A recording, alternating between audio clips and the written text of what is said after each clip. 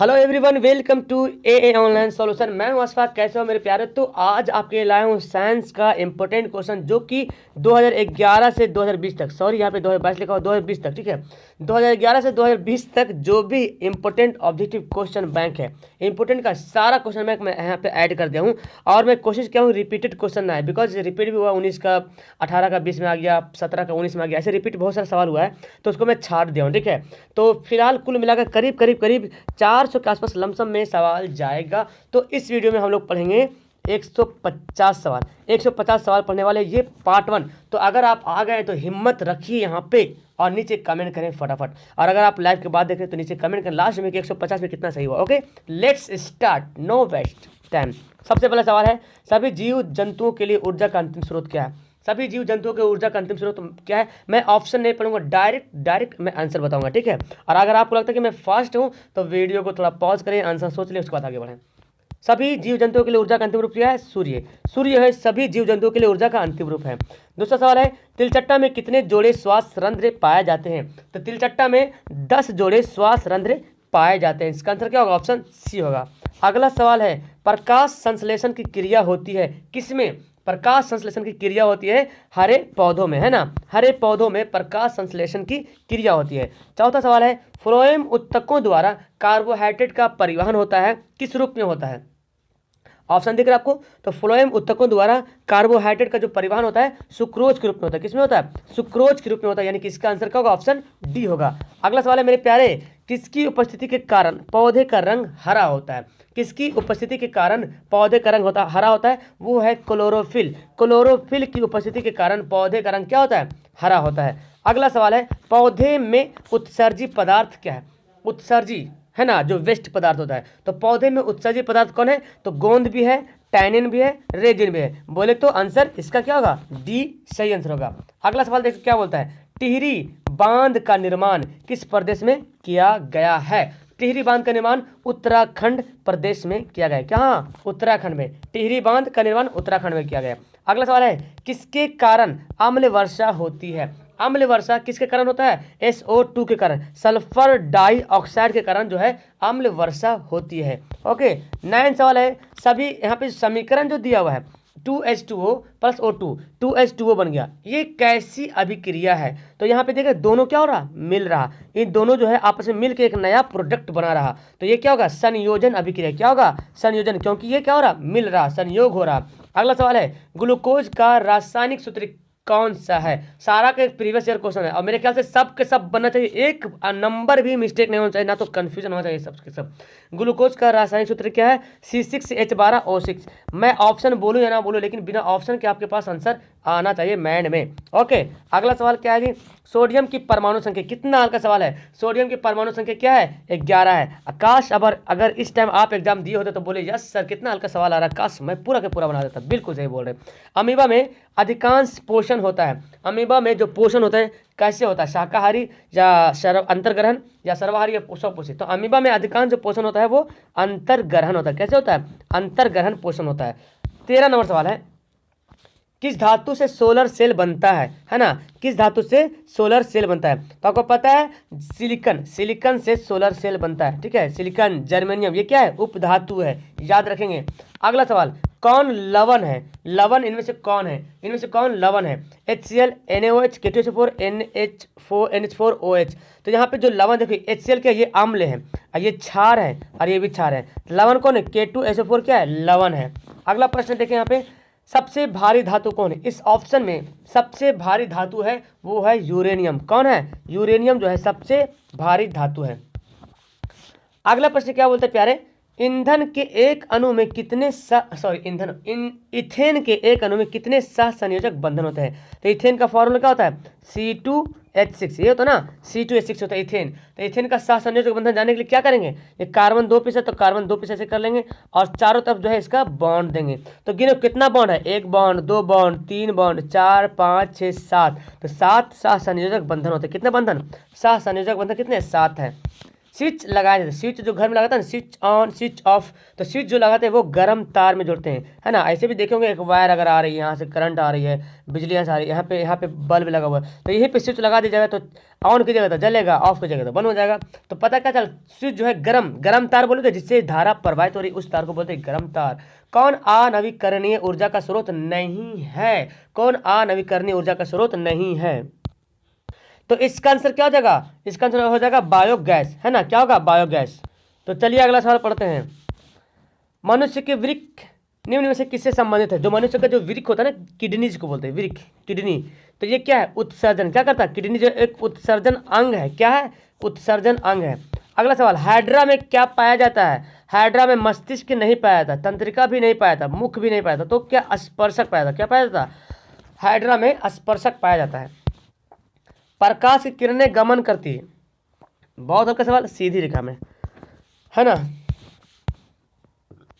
कौन लेंस की क्षमता का मात्रक है? देखिए, लेंस की क्षमता का मात्रक क्या होता है? डायोप्टर। क्या होता है? डायोप्टर जो है लेंस की क्षमता का मात्रक है। क्या है? डायोप्टर। ओके, अगला सवाल पढ़ते हैं। किस रंग का विचलन न्यूनतम होता है? विचलन सबसे कम विचलन किसका होता है? लाल रंग का विचलन सबसे कम होता है और बैगनी का विचलन सबसे ज्यादा होता है। लाल रंग का तरंगदैर्घ्य ज्यादा होता है, बैगनी का तरंगदैर्घ्य कम होता है। अगला सवाल, बैटरी से किस प्रकार की धारा प्रवाहित होती है? बैटरी से दिष्ट धारा यानी कि डीसी, डायरेक्ट करंट, ये धारा जो है बैटरी से प्रवाहित होती है। नेक्स्ट, आवर्त सारणी के प्रथम वर्ग के सदस्य होते हैं। आवर्त सारणी में 18 वर्ग होते हैं, तो पहला वर्ग का सदस्य होता है क्षार धातु। क्या होता है? क्षार धातु। ओके, क्या आंसर होगा? क्षार धातु। अगला सवाल यहाँ पे क्या होता है? कौन प्राकृतिक संसाधन नहीं है? वायु है, जल भी है, मिट्टी भी है, जीवधारी प्राकृतिक संसाधन नहीं है। ठीक है, आंसर क्या होगा? डी होगा। नेक्स्ट है, प्रकाश के परावर्तन के कितने नियम हैं? तो प्रकाश के परावर्तन के 2 नियम है। प्रकाश के परावर्तन के 2 नियम है। मैं आपका टाइम नहीं वेस्ट करना चाहता हूँ, इसलिए मैं फास्ट बढ़ रहा हूँ, बिकॉज टाइम बहुत कम है। तरंगदैर्घ्य को सामान्यतः व्यक्त किया था, तरंगदैर्घ्य जो होता है ना, उसको किस रूप में व्यक्त किया जाता है? तो एंगस्ट्रम के रूप में व्यक्त किया जाता है। किसमें? एंगस्ट्रम में, ए पर पावर -1 इसको लिखते हैं, एंगस्ट्रम में व्यक्त किया जाता है तरंगदैर्घ्य को, 10 पर पावर माइनस ऐसे लिखते हैं, ठीक, एंगस्ट्रम को। अगला सवाल है, पौधों में गैसों का आदान प्रदान किसके द्वारा होता है? पौधों में गैसों का आदान प्रदान होता है वो रंध्र के द्वारा। किसके द्वारा होता है? रंध्र के द्वारा पौधों में गैसों का आदान प्रदान होता है। अगला सवाल है, सबसे तेज हृदय धड़कन किसका होता है? सबसे तेज हृदय धड़कन किसका होता है? इसमें कुछ बच्चों का कंफ्यूज था, लेकिन इसका आंसर सी से ए, बी होगा। ठीक है, चूहा। चूहा का हृदय धड़कन सबसे ज़्यादा होता है। अगर आप लोगों को लगता है कि कुछ और आंसर हो तो नीचे कमेंट करेंगे। ठीक है, सजीव जीवधारियों द्वारा प्रकाश किस प्रकार की नाइट्रोजनी पदार्थ का उत्सर्जन होता है ना। सजीव जीवधारियों द्वारा किस प्रकार के नाइट्रोजनी पदार्थ उत्सर्जन करते हैं? तो सजीव जो होता है वो अमोनिया, यूरिक अम्ल, यूरिया, सभी के सभी उत्सर्जन करते हैं। क्या आंसर होगा? ऑप्शन डी होगा। अगला सवाल है, तंत्रिका तंत्र की रचनात्मक और क्रियात्मक इकाई को क्या कहते हैं? तंत्रिका तंत्र की रचनात्मक और क्रियात्मक इकाई को क्या कहते हैं? याद है ना सब सवाल? नहीं याद है तो याद कर लेना, बहुत ज़रूरी है। ठीक है, सोने से काम नहीं चलेगा। तो इसकी तंत्रिका तंत्र की रचनात्मक और क्रियात्मक इकाई को क्या कहते हैं? Nephron, neuron. क्या बोलते हैं? न्यूरॉन बोलते हैं। आंसर क्या होगा? ऑप्शन बी होगा। अगला सवाल है, किसे रासायनिक दूत कहा जाता है? रासायनिक दूत किसको बोलेंगे डियर? वाह मेरे प्यारे, हार्मोन को बोलेंगे रासायनिक दूत। क्लियर है? अगला सवाल है, द ऑरिजिन ऑफ स्पीसीज नामक पुस्तक किसने लिखी? द ऑरिजिन ऑफ स्पीसीज नामक पुस्तक किसने लिखी? तो ठंडे के दिन है, रजाई में सोने से बेहतर है कि पढ़ाई कीजिए। और इतनी अच्छी पढ़ाई कहाँ सो सकती है कि मोबाइल पास में हो, रजाई में हो आप, है ना। द ऑरिजिन ऑफ स्पीसीज लिखने वाले कौन है? Darwin, Charles Darwin. किस माध्यम में प्रकाश की चाल सबसे अधिक होती है? पता है, ऐसे तो होता है निर्वात में ना, लेकिन अगर ऑप्शन में निर्वात के जगह पे वायु लिखा रहे तो आप वायु भी आंसर टिक कर सकते हैं। ठीक है, लेकिन अगर ऑप्शन में वायु भी रहे और निर्वात भी रहे तो निर्वात सबसे पहले आंसर होगा, जिसमें प्रकाश की चाल सबसे ज़्यादा होती है। विभवांतर कैसा है मात्रक? क्या होता है? विभवांतर कैसा है मात्रक होता है? वोल्ट। क्या होता है? वोल्ट है विभवांतर कैसा है मात्रक। कूलाम है आवेश का मात्रक। एम्पियर है धारा का मात्रक। ओम है प्रतिरोध का मात्रक। सब मात्रक याद होना चाहिए, सवाल तो पक्का टपकेगा मात्रक वाला से। रासायनिक अभिक्रिया में भाग लेने वाले पदार्थ को क्या कहते हैं? रासायनिक अभिक्रिया में भाग लेने वाले पदार्थ को अभिकारक कहते हैं। क्या कहते हैं मेरे प्यारों बच्चों? अभिकारक कहते हैं। अगला सवाल, टूथपेस्ट कैसा होता है? टूथपेस्ट जो ब्रश करते हैं ना, हाँ, तो वो टूथपेस्ट होता है क्षारीय, क्योंकि हमारे मुंह में अम्लीय जमा होता है जिसके कारण बदबू वगैरह आती है, तो ये क्षारीय होता है जो अम्ल को दूर करता है। अगला सवाल क्या है कि निम्नलिखित में कौन विद्युत का सुचालक है, मतलब विद्युत प्रवाहित होता है, कौन है? Sulphur, chlorine, graphite, iodine. तो यहाँ पे क्या होगा? ग्रेफाइड है जो विद्युत का सुचालक है। ठीक है, अगला प्रश्न है कौन कार्बोक्सिल समूह है? कार्बोक्सिल समूह इनमें से कौन है डियर? तो आप पढ़े, इसका आंसर क्या होगा? कार्बोक्सिल समूह क्या है? COOH। देखिए ये जो है एल्डिहाइड, मैं देखो अभी सवाल भी आने वाला, देख लीजिए, एल्डिहाइड समूह है। ये क्या है? ये कीटोन है, ये कार्बोक्सिल है, ये ईथर है, एक होता है OH होता है, ये होता है एल्कोहल। ये पांचों बहुत इंपॉर्टेंट है। अगला सवाल, आमीटर या ए मीटर जो बोलो किसे मापता है? तो ए मीटर जो है विद्युत धारा को मापता है प्यारे। ए मीटर किसको मापता है? विद्युत धारा को मापता है। अगला प्रश्न क्या है? वह उपकरण जो विद्युत ऊर्जा को यांत्रिक ऊर्जा में बदलता है। विद्युत ऊर्जा, जैसी बात आ जाए विद्युत ऊर्जा तो समझना कि इसमें बिजली प्रवाहित होना मांगता है। और घर में पानी वाला मोटर लगा होता है तो आमतौर पे हम लोग उसको क्या बोलते हैं? मोटर। मोटर चालू कर दो पानी भरेगा, है ना। एक्चुअली वो पानी भरने वाला मशीन है अंदर, तो मोटर तो जमीन के नीचे जो लगाते हैं मशीन, वो हो गया मोटर। तो उसके लिए हम क्या स्विच को ऑन करते हैं ना, स्विच को ऑन करते हैं, यानी कि विद्युत मोटर स्विच ऑन करते हैं तो पानी जो भी हो काम उसका जो बनता है। ठीक है, चलिए अगला सवाल है दर्पण का सूत्र क्या होता है? देखो, तो दर्पण का सूत्र क्या होता है? 1/v + 1/u बराबर 1/f। अगर लेंस का बोले तो यहाँ पे खाली माइनस हो जाएगा, यहाँ पे सिर्फ क्या होगा? माइनस हो जाएगा। ओके, अगला सवाल देखो, निकट दृष्टि दोष निम्नलिखित में से किस लेंस के द्वारा हटाया जा सकता है? देखो, निकट दृष्टि दोष मतलब नजदीक का दिख रहा और दूर का नहीं दिख रहा है ना, तो दूर के देखने के लिए हम अवतल लेंस का इस्तेमाल करेंगे। ठीक है, अगर नजदीक का नहीं दिखेगा, अगर नजदीक का नहीं दिखेगा और दूर का दिखेगा, मतलब कि दूर दृष्टि दोष, उसके लिए उत्तल लेंस का इस्तेमाल करेंगे। ऐसे देखेंगे दादा दादी के चश्मा में ऐसे लगा होता है, चश्मा में और नीचे ऐसे रहता है ना, ये रहता है उत्तल लेंस और ऊपर रहता है अवतल लेंस। तो आंख नीचे करेगा तो नीचे दिखेगा, तो नीचे देखने के लिए उत्तल लेंस और दूर देखने के लिए अवतल लेंस। तो निकट दृष्टि दोष मतलब क्या होता है? जो दूर का नहीं दिखे। ठीक है, अगला सवाल, पौधे में जनन अंग कहाँ होता है? पौधे में जो जनन अंग होता है वो क्या होता है? पुष्प, है ना, फूल। फूल ही होता है जो पौधे का जनन अंग होता है, उसी से फल बनता है। अगला प्रश्न है मेंडल ने अपने आनुवंशिक प्रयोग के लिए किस पौधे का उपयोग किया था? बहुत ही हल्का सवाल है। तो मेंडल ने आनुवंशिक प्रयोग के लिए अपने मटर का पौधा का इस्तेमाल किया था। अगला क्या है? पारिस्थितिकी तंत्र में ऊर्जा का प्रवाह किस रूप में होता है? पारिस्थितिकी तंत्र में ऊर्जा का प्रवाह किस स्थिति में? एक दिशीय, क्या होता है? एक दिशीय दिशा में होती है। अगला प्रश्न है ओजोन परत पाया जाता है। ओजोन परत पाया जाता है, तो ओजोन परत पाया जाता है वायुमंडल के ऊपरी सतह में। क्या? वायुमंडल के ऊपरी सतह में ओजोन परत पाया जाता है। ओके, तो इसका आंसर क्या हो जाएगा? वायुमंडल के ऊपरी सतह में। अगला सवाल पढ़ते हैं, निम्नलिखित में से कौन लेंस का आवर्धन है?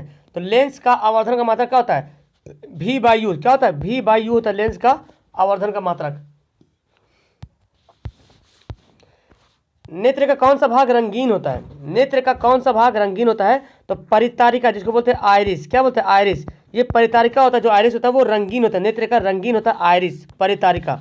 अगला प्रश्न बोलता है वायुमंडल में प्रकाश के किस वर्ण का प्रकीर्णन सबसे अधिक होता है? तो जाहिर सी बात है, जिस जो हमको वायुमंडल जो आसमान जो नीला दिखाई पड़ता है, मतलब नीला रंग का प्रकीर्णन सबसे ज़्यादा होता है ना, नीला का प्रकीर्णन सबसे अधिक होता है। अगला प्रश्न देखिए यहाँ पे कि प्रकाश की किस घटना के कारण सूर्य हमें वास्तविक सूर्योदय से लगभग 2 मिनट पूर्व दिखाई पड़ता है, और वो है वायुमंडलीय अपवर्तन। क्या होगा? वायुमंडलीय अपवर्तन के कारण। तो 4 का आंसर ए होगा, ए बी होगा, वायुमंडलीय अपवर्तन के कारण।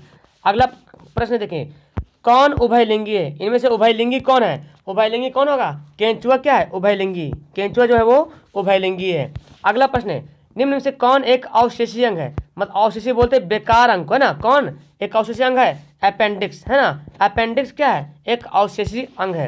अगला प्रश्न पढ़ते हैं, चिपको आंदोलन संबंधित है। चिपको आंदोलन किससे संबंधित है? वन संरक्षण से। वन संरक्षण से चिपको आंदोलन संबंधित है। अगला सवाल देखें, आधुनिक आवर्त नियम के अनुसार तत्वों के गुणधर्म किसके आवर्त फलन होते हैं?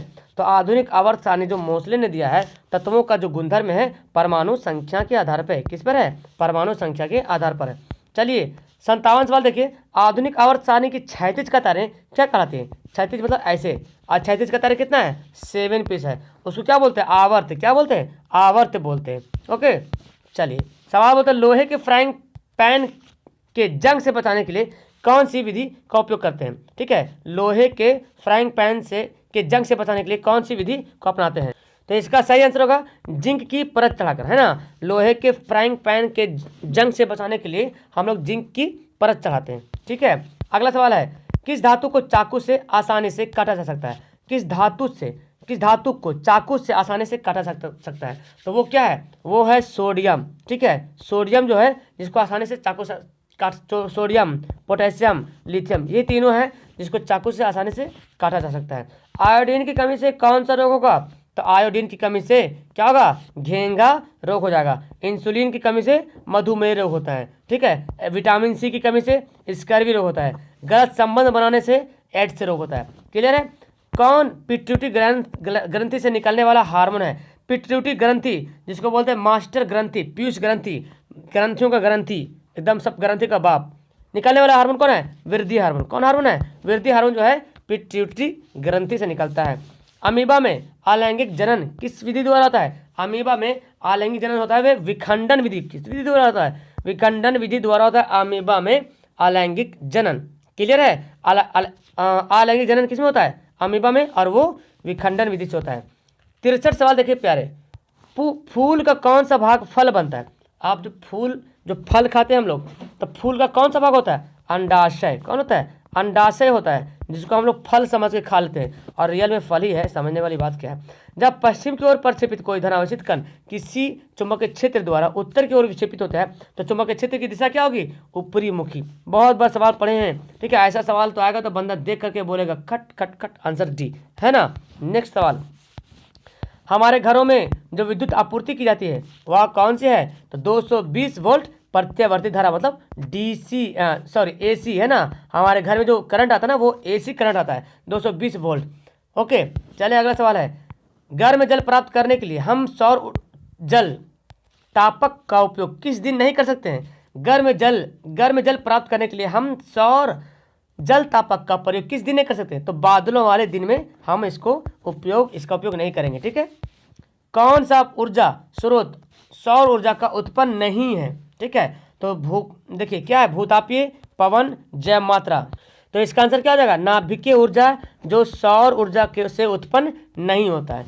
अगला सवाल पढ़ते हैं, दर्पण के सामने किसी दूरी पर स्थित वस्तु का प्रतिबिंब सीधा प्राप्त होता है, तो वह दर्पण कौन है? तो सीधा प्रतिबिंब बोला, तो समतल दर्पण में भी होता है, और किसमें होता है? समतल दर्पण में भी सीधा प्राप्त होता है, और उत्तल दर्पण में, है ना, दोनों में जो है क्या होता है? सीधा प्रतिबिंब हमको प्राप्त होता है। यानी कि किस आंसर का ऑप्शन इसका डी बिल्कुल सही आंसर हो जाएगा। अगला सवाल पढ़ते हैं, किसी कार का अग्रदीप में प्रयुक्त दर्पण कौन सा होगा? कार के अग्रदीप मतलब आगे जो लाइट जलता है ना, उसके बारे में बोला था। कार के अग्रदीप में प्रयोग होने वाला दर्पण का नाम क्या है? और उस दर्पण का नाम है अवतल दर्पण।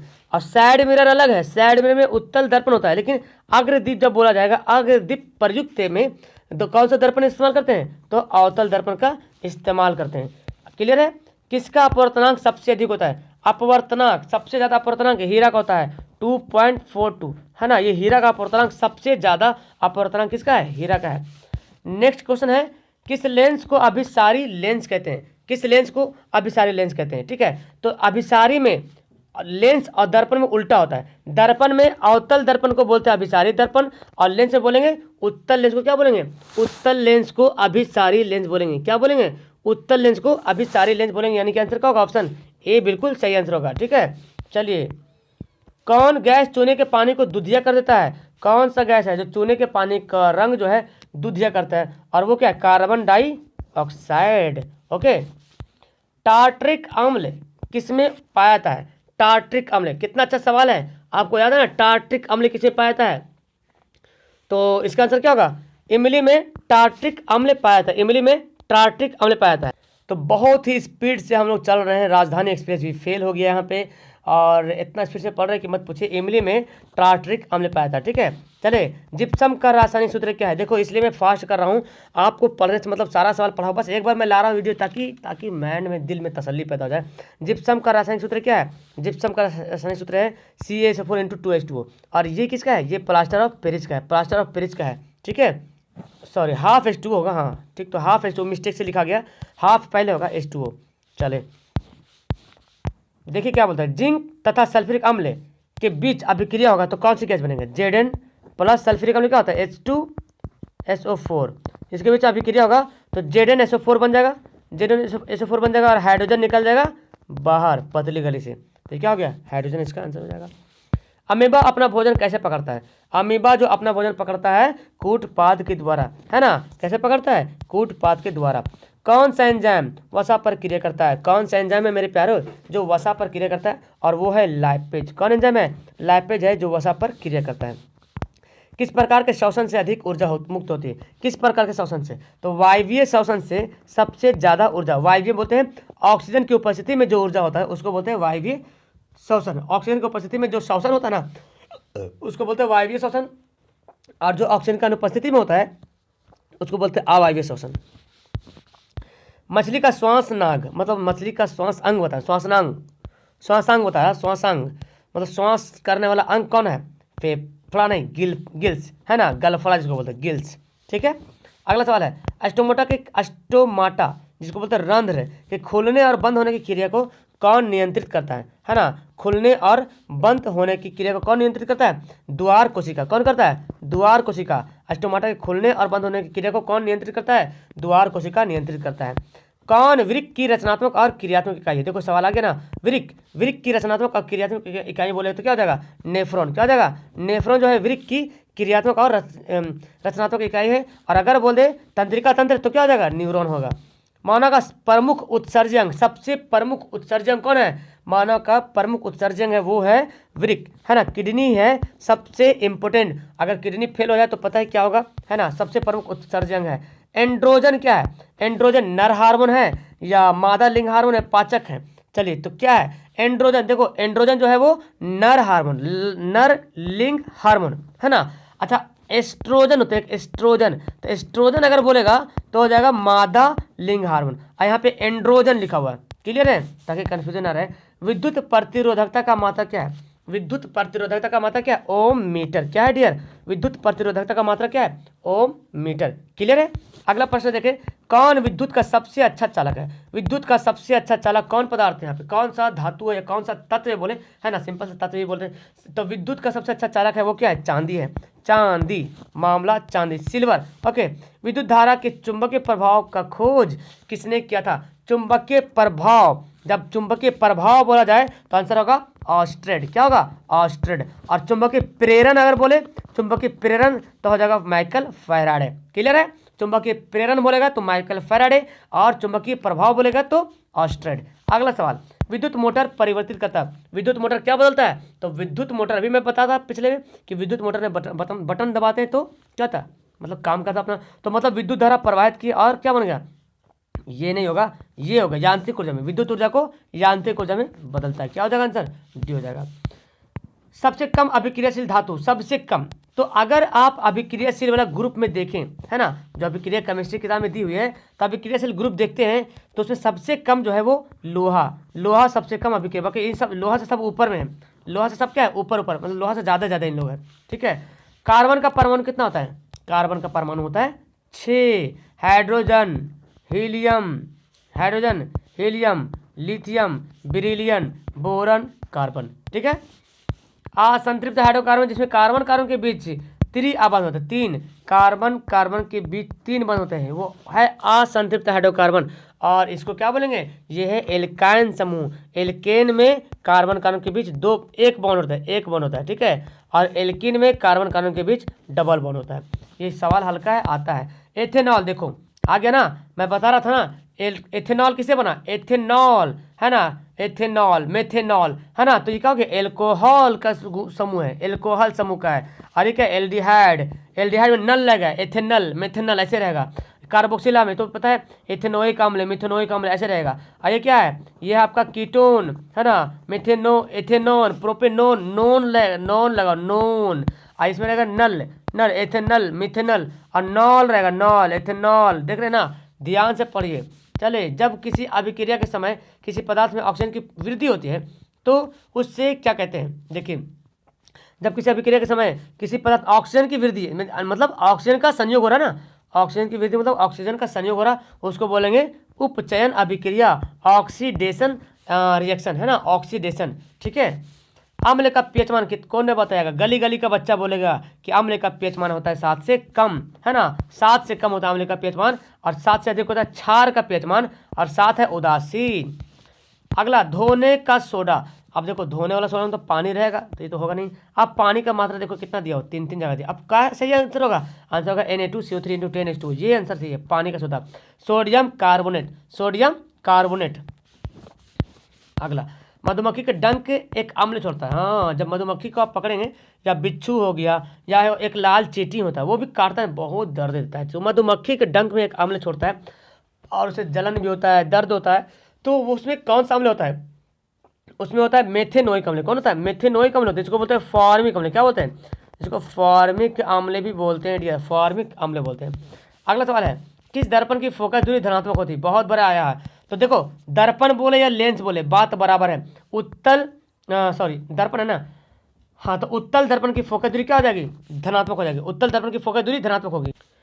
तो उत्तल दर्पण और उत्तल लेंस, है ना, उत्तल दर्पण और लेंस दोनों की फोकस दूरी क्या होगी? पॉजिटिव होगी। और अगर बोले अवतल दर्पण और अवतल लेंस तो हो जाएगा नेगेटिव। ये तो खैर याद रखें, कहीं ऐसा ना हो कि एग्जाम में कंफ्यूज हो जाए आप। मात्र आवर्धन का मात्रक क्या होता है? आवर्धन कैसा है मात्रक? तो आपको मैं बताऊं, आवर्धन का मात्रक ही नहीं होता है, इसको बोलते हैं मात्रक विहीन, मतलब जिसका मात्रक नहीं होता है। जैसे पढ़ते हैं रंगहीन, रंगहीन का मतलब क्या समझते हैं? जिसका कोई रंग ना हो। पानी क्या है? पानी का कैसा रंग है? तो बोलेंगे पानी का रंग रंगहीन है। कैसा रंग है? रंगहीन, मतलब कोई रंग ही नहीं है। ठीक है। जिस माध्यम में प्रकाश की चाल अधिकतम होती है, लीजिए किस माध्यम में बोला था ना आएगा, और वो आ गया है। कौन आया है? हवा। हवा में प्रकाश की चाल सबसे अधिक होती है, ऑप्शन के हिसाब से। चलिए अगला सवाल पढ़ते हैं। नेत्र में प्रवेश करने वाली किरणों का अधिकांश अपवर्तन कहाँ से होता है? तो कॉर्निया के बाहरी पृष्ठ से, है ना, कॉर्निया के बाहरी पृष्ठ से नेत्र का प्रवेश करने वाला जो प्रकाश है वो अधिकांश जो है अपवर्तित, मतलब अपवर्तन हो जाता है। ठीक है। किसी आंतरिक यात्री को आकाश कैसे देखेगा? तो जब हवा ही नहीं रहेगा तो वहाँ पे क्या होगा? काला काला, है ना। तो चलिए अगला सवाल पढ़ते हैं। तो यहाँ पे इसका आंसर होगा काला, है ना। आंतरिक्ष को आकाश कैसे दिखाई देगा? काला। विद्युत आवेश का मात्रक क्या है? आपको पता है, विद्युत आवेश का मात्रक है कूलाम्ब, है ना। कूलाम्ब जो है विद्युत आवेश का मात्रक है। चालक का प्रतिरोध निर्भर नहीं करता, किस पर? चालक का प्रतिरोध किस पर निर्भर नहीं करता है? तो लंबाई पर करता है। लंबाई बढ़ेगा तो प्रतिरोध बढ़ जाएगा, लंबाई घटेगा तो प्रतिरोध घट जाएगा। अनुपस्थित क्षेत्रफल का काट, अगर अनुपस्थित काट का क्षेत्रफल अगर बढ़ेगा तो प्रतिरोध घट जाएगा, और घटेगा तो प्रतिरोध बढ़ जाएगा। चालक का तापमान, इस पर भी निर्भर करता है कि चालक का ताप बढ़ेगा तो प्रतिरोध बढ़ेगा, नहीं तो नहीं बढ़ेगा, घटेगा। तो इसका इस पर निर्भर नहीं करता है।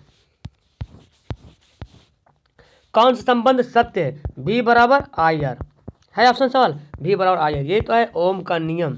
अगला सवाल, अतिभारण के समय यानी कि शॉर्ट सर्किट के समय विद्युत परिपथ में धारा का मान क्या होता है? सबसे अधिक, बहुत अधिक बढ़ जाता है, तभी तो बहुत अधिक बढ़ जाता है, तभी तो शॉर्ट सर्किट होता है। अगला सवाल है, विभक्त वलय का उपयोग किस उपकरण में होता है? विद्युत मोटर में विभक्त वलय का इस्तेमाल होता है। किसमें? विद्युत मोटर में विभक्त वलय का उपयोग होता है। कौन सा परंपरागत ऊर्जा स्रोत है? परंपरागत ऊर्जा स्रोत कौन सा है? तो कौन सा परंपरागत ऊर्जा का स्रोत है? जैव मात्रा, बायोमास, ये है परंपरागत ऊर्जा का स्रोत। अगला सवाल पढ़ते हैं, इनमें से कौन स्वच्छ ऊर्जा का स्रोत है? इनमें से कौन सा स्वच्छ ऊर्जा का स्रोत है? और वो है प्राकृतिक गैस, है ना, नेचुरल गैस। आंसर क्या होगा? ऑप्शन सी होगा। संगमरमर का सूत्र क्या होता है? Calcium carbonate. क्या होता है? Calcium carbonate, CaCO3 calcium carbonate, ये होता है संगमरमर का सूत्र होता है। रासायनिक अभिक्रिया के दौरान किसी पदार्थ में ऑक्सीजन का योग होता है, उसको क्या कहते हैं? देखिए, रासायनिक अभिक्रिया के दौरान किसी पदार्थ में ऑक्सीजन का योग होता है, उसको क्या कहते हैं? तो यहाँ पे क्या हो जाएगा? उसको बोलेंगे उपचयन। क्या बोलेंगे? उपचयन। जब ऑक्सीजन का योग होगा मतलब ऑक्सीकरण होगा, और ऑक्सीकरण को हम लोग बोलते हैं क्या? उपचयन। याद रखिएगा, ऑक्सीकरण का दूसरा नाम है उपचयन, और अवकरण का दूसरा नाम है अपचयन। दांतों को साफ करने के लिए जो दंत मंजन होता है, तो दंत मंजन हो, टूथपेस्ट हो, कॉलगेट जो भी हो, सबका सब क्या होता है? क्षारीय होता है, जो हमारे अम्ल को दूर करता है। हमारे शरीर में पीएच परास के बीच कार्य करता है। पीएच परास के बीच कितने पीएच मान के बीच काम करता है? तो 7 से 8 पीएच मान होता है, पीएच परास के बीच जो हमारे शरीर में ये काम करता है। ठीक है। आंसर क्या होगा? ऑप्शन सी होगा। हमारा शरीर जो काम करता है 7 से 8, 7 से 8, है ना, 7 से 7.8 बोले। देखिए, कौन सा धातु गलनांक सबसे कम है? किस धातु का गलनांक सबसे कम है? तो सोडियम धातु का गलनांक सबसे कम है, ठीक है, सोडियम धातु का गलनांक जो है सबसे कम है, याद रहेगा, ठीक है। किस धातु का गलनांक सबसे कम है? तो सोडियम धातु का जो गलनांक है वो सबसे कम है। आंसर क्या हो जाएगा? ऑप्शन इसका बी हो जाएगा, बिल्कुल राइट आंसर। अगला सवाल पढ़ते हैं, देखिए सवाल क्या बोलता है। क्लोरीन की 72 कक्षा में इलेक्ट्रॉनों की संख्या कितनी है? तो क्लोरीन का परमाणु संख्या कितना होता है? 17 होता है। तब इसको इलेक्ट्रॉनिक विन्यास करोगे तो 2 8 7, तो आखिरी में कितना है? 7 है। यही आखिरी अंतिम कक्षा में होता है, बाहरी कक्षा में इलेक्ट्रॉनिक संख्या जो आखिरी आता है। कौन सा धातु है जो कम तापमान पर तरल अवस्था में पाया था? अधातु, तो आंसर क्या होगा?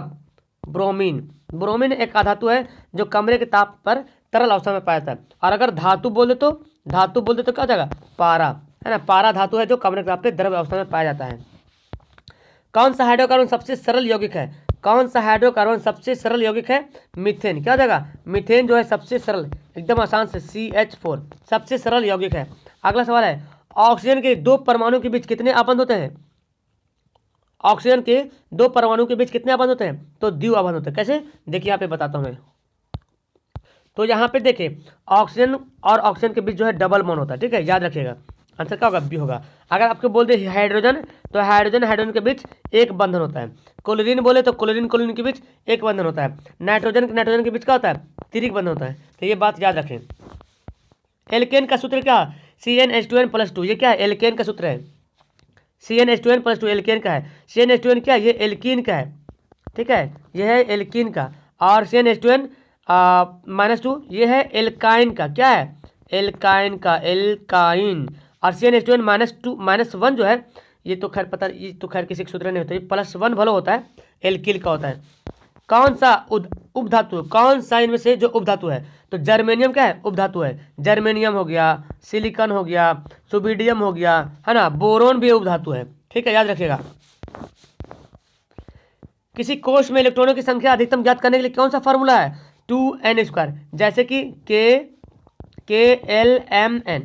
अगर हम जानना चाहते हैं कि n में कितना परमाणु n में अधिकतम कितना इलेक्ट्रॉन की संख्या रहेगी, तो n कितना नंबर पे? चौथा नंबर पे। देखिए पहला, दूसरा, तीसरा, चौथा।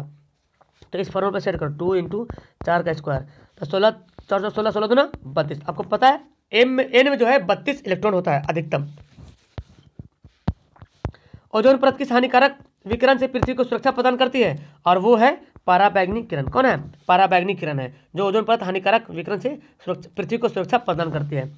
स्वपोषी पोषण के लिए आवश्यक है। स्वपोषी पोषण के लिए कौन सा आवश्यक है? तो पर्णहरित भी चाहिए, यानी कि क्लोरोफिल भी चाहिए, सूर्य का प्रकाश भी चाहिए, कार्बन डाइऑक्साइड, यानी कि सभी के सभी जरूरी है उसको, है ना, सभी के सभी जरूरी है। सामान्य अनुशीतलन रक्तदाब कितना होता है? अनुशीतलन, तो देखो याद रखो, सामान्य जो होता है, जो ब्लड प्रेशर होता है, एक सामान्य मनुष्य के पास 120/80 होता है, 120/80। ऊपर वाला को बोलता है परकुचन। क्या बोलते हैं? परकुचन। क्या बोलते हैं? परकुचन। और नीचे वाला क्या बोलते हैं? अनुशीतलन। क्या बोलेंगे? नीचे वाला को बोलेंगे अनुशीतलन। तो जब यहाँ पे क्या आपसे बोला जा रहा है? आपसे पूछा जा रहा है कि सामान्य, है ना, क्या पूछा जा रहा है? सामान्य। तो सामान्य पूछा जा रहा है, अनुशीतलन, तो नीचे वाला का अनुशीतलन यानी कि 80। और अगर परकुचन बोलता तो 120 होता, ठीक है, ऊपर वाला को परकुचन, नीचे वाला का अनुशीतलन। रुधिर का कौन सा अवयव रक्त स्राव को रोकने में मदद करता है? तो प्लेटलेट्स है। जो रक्त जब कट जाता है, कहीं पे हाथ पैर कटता है तो खून रुक जाता है ना, बहता तो नहीं रहता है, तो वो जो रोकने में जो मदद करता है प्लेटलेट से होता है, वो जो मदद करता है। कौन एक उभयलिंगी जंतु है? ये सवाल रिपीटेड हो गया, केंचुआ, है ना, केंचुआ जो है उभयलिंगी जंतु है। चलिए अगला सवाल पढ़ते हैं। कौन एक लिंगी पुष्प है? देखिए एक लिंगी पुष्प कौन सा है? तो ये सब सवाल मतलब हाईलाइटेड सवाल है, ये सब सवाल बनता है एग्जाम में भी, ठीक है। तो एक लिंगी पुष्प कौन है? पपीता क्या है? एक लिंगी पुष्प है। अगला सवाल पढ़ते हैं। कौन सा जीवाणु जनित रोग नहीं है? जीवाणु जनित रोग नहीं है, तो गोनोरियो, सिफिलिस, ये सभी के सभी जीवाणु से होता है, लेकिन मस्सा जीवाणु से नहीं होता, ठीक है, एक रोग का नाम है मस्सा। अगला सवाल पढ़ते हैं, क्या बोलता है? कौन पादप हार्मोन है? Insulin, thyroxine, oestrogen, cytokinin. तो पादप हार्मोन कौन है? साइटोकाइनिन क्या है? पादप हार्मोन है। साइटोकाइनिन क्या है? पादप हार्मोन है। अगला सवाल, मेरू रज्जु कहाँ से निकलता है? मेरू रज्जु कहाँ से निकलता है? देखिए इसका आंसर क्या होगा? तो मेरू रज्जु निकलता है कहाँ से? मेडुला से निकलता है ना, मेडुला से मेरू रज्जु निकलता है। चलिए अगला सवाल पढ़ते हैं। पादप में पाया जाने वाला वृद्धि हार्मोन कौन सा है? पादप में पाया जाने वाला वृद्धि हार्मोन, तो यहाँ पे एक ही पादप हार्मोन का नाम ही दिया है, तो ऑप्शन चुनने में किसी तरीके की कोई परेशानी नहीं होगी। लेकिन अगर 3 4 पादप हार्मोन का नाम दे देता, जो भी पादप हार्मोन है, चारों ऑप्शन में पादप हार्मोन का ही नाम देता तो आप थोड़ा सोचते हैं, लेकिन यहाँ पे ये सब तो पादप हार्मोन है नहीं, एक ही तो है जिब्रेलिन। तो अब याद कर लीजिए कि जिब्रेलिन जो है पौधों में वृद्धि हार्मोन के रूप में काम करता है। ठीक है, कौन बौने पौधा है, तो बौने पौधा, इसका आंसर याद करना एकदम आसान है। बौने बोरा, तो दोनों बौना देखो यहाँ पे है, स्मॉल टी, ये दोनों बौना ही है, याद कर लो इस तरह से। ठीक है, कौन सा पर्यावरण अनुकूल नहीं है, पैदल चलना, ठीक है अच्छी बात है, साइकिल से चलना बिल्कुल सही बात है, मोटरसाइकिल से चलना ये पर्यावरण के खिलाफ है ना, पर्यावरण को नुकसान पहुंचाता, धुआं जो निकलता है तो पर्यावरण को नुकसान पहुंचाता है। जैव विविधता का स्थल क्या है, जैव विविधता, अगर जैव विविधता का स्थल हमको खोजना है तो वन में मिलेगा। कहाँ मिलेगा, वन। जैव विविधता का विशिष्ट स्थल कहाँ है, वन में है। सुरंगम किस राज्य की जल संग्रह व्यवस्था है, सुरंगम किस राज्य की जल संग्रह, यानी कि जल को जमा किया है, वो है केरल, है ना। कहाँ है, केरल राज्य में है सुरंगम, याद रखिएगा केरल राज्य में कौन है, सुरंगम जल संग्रह है।